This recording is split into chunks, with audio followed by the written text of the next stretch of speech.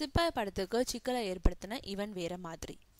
கார்த்திகோட மகன் கௌதம கடல் படத்துல மணிரத்னம் அறிமுகப்படுத்தினப்போ அவரை தேடி ஏராளமான பட வாய்ப்புகள் அணிவகுத்துச்சு. அதுல கௌதம் கார்த்திக் ஒத்துக்கிட்ட முதல் படம் சிப்பாய். சிலம்பாட்டம் படத்தை இயக்கிய ஒளிப்பதிவாளர் சரவணன் இயக்கியிருக்கும் இந்த படத்துல கௌதம் கார்த்திகோட ஜோடியா லக்ஷ்மி மேனன் நடிச்சிருக்காங்க. சிப்பாய் படத்துக்கு அப்புறம் கௌதம் ஒத்துக்கிட்ட என்னமோ ஏதோன்ற படம் கூட வெளியாகி மாத கணக்குல ஆயிடுச்சு. ஆனா சிப்பாய் படம் இன்னமும் கிடப்புல இருக்கு. என்ன விஷயம்? சிப்பாய் படத்தோட எல்லா வேலைகளும் எப்போவே முடிஞ்சிடுச்சான். அப்புறம் படம் வெளிவருவதுல என்ன தடை? இந்த படம் சட்டக்கல்லூரி மாணவர்கள் பத்தின கதை அம்சம் கொண்டதான்.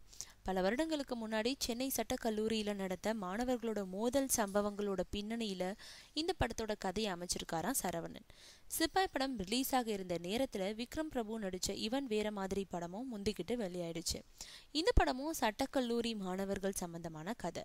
இவன் வேற மாதிரி படத்தோட தோல்வி அதே மாதிரி கதையம்சம் கொண்ட சிப்பாய் படத்துக்கு வியாபார ரீதியில பின்னடைவை ஏற்படுத்திடுச்சு.